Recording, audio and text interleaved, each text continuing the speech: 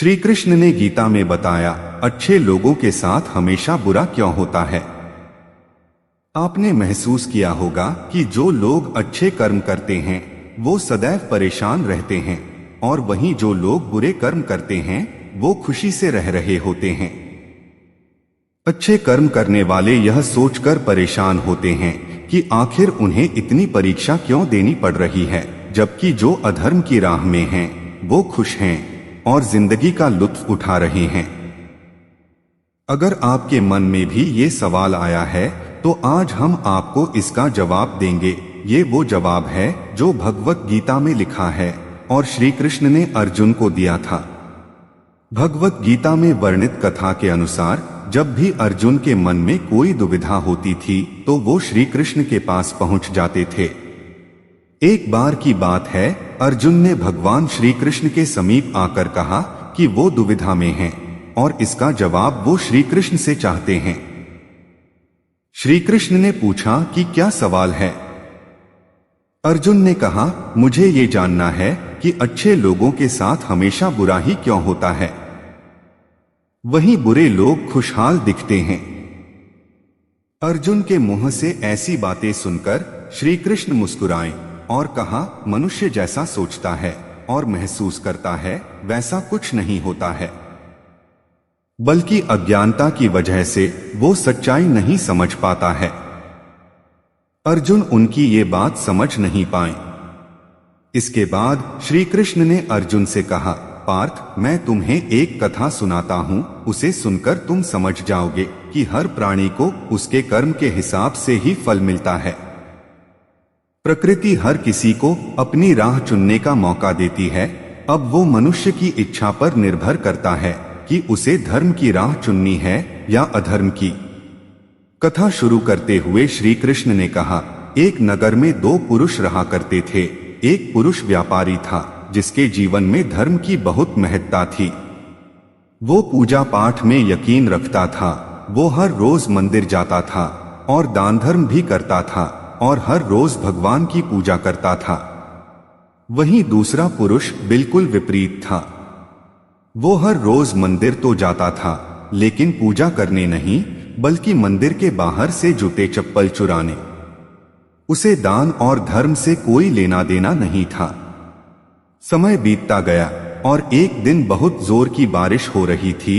इस वजह से मंदिर में पुजारी के अलावा और कोई नहीं था। ये बात जब दूसरे पुरुष को पता चली तो उसने कहा कि ये सही मौका है मंदिर का धन चुराने का। पंडित से नजर बचाकर उसने मंदिर का सारा धन चुरा लिया।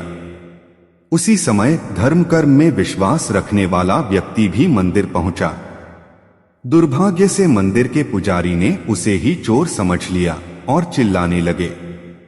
वहां लोग एकत्र हो गए और उसे बहुत मारा।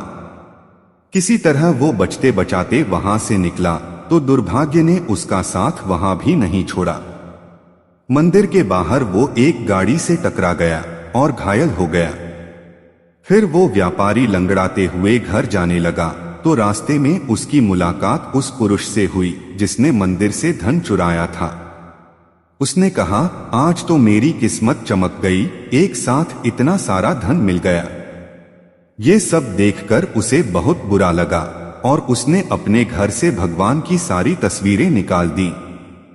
कुछ सालों बाद दोनों पुरुषों की मृत्यु हो गई।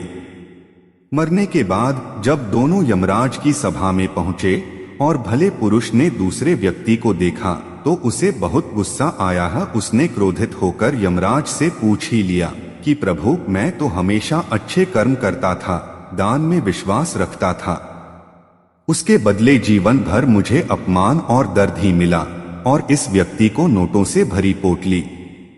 आखिर ऐसा भेदभाव क्यों? इस पर यमराज ने कहा, पुत्र, तुम गलत समझ रहे हो। जिस दिन तुम्हारी गाड़ी से टक्कर हुई थी वो दिन तुम्हारे जीवन का आखिरी दिन था, परंतु तुम्हारे अच्छे कर्मों की वजह से तुम्हारी मौत सिर्फ एक छोटी से चोट में बदल गई। तुम इस दुष्ट व्यक्ति के बारे में जानना चाहते हो। दरअसल इसके भाग्य में राजयोग था, मगर इसके कुकर्मों और अधर्म की वजह से वो सिर्फ एक छोटी सी धन की पोटली में बदल गया। कथा सुनाने के बाद श्री कृष्ण अर्जुन से कहते हैं, पार्थ, क्या अब तुम्हें तुम्हारे सवाल का जवाब मिल गया? ऐसा सोचना कि भगवान तुम्हारे कर्मों को नजरअंदाज कर रहे हैं, ये बिल्कुल भी सत्य नहीं है। भगवान हमें कब क्या किस रूप में दे रहा है, मनुष्य को समझ में नहीं आता है। लेकिन यदि आप अच्छे कर्म करते रहें तो भगवान की कृपा हमेशा बनी रहती है। इसलिए अपने अच्छे कर्मों को बदलना नहीं चाहिए, क्योंकि उसका फल हमें इसी जीवन में मिलता ही है। इसलिए मनुष्य का फर्ज है कि वो हमेशा अच्छे कर्म करते रहें, क्योंकि श्री कृष्ण ने गीता में भी बताया है कि किसी के द्वारा किया गया कर्म बेकार नहीं जाता है, चाहे वो अच्छा हो या बुरा। दोस्तों, आपको ये पौराणिक कहानी कैसी लगी, कृपया कमेंट करके जरूर बताएं।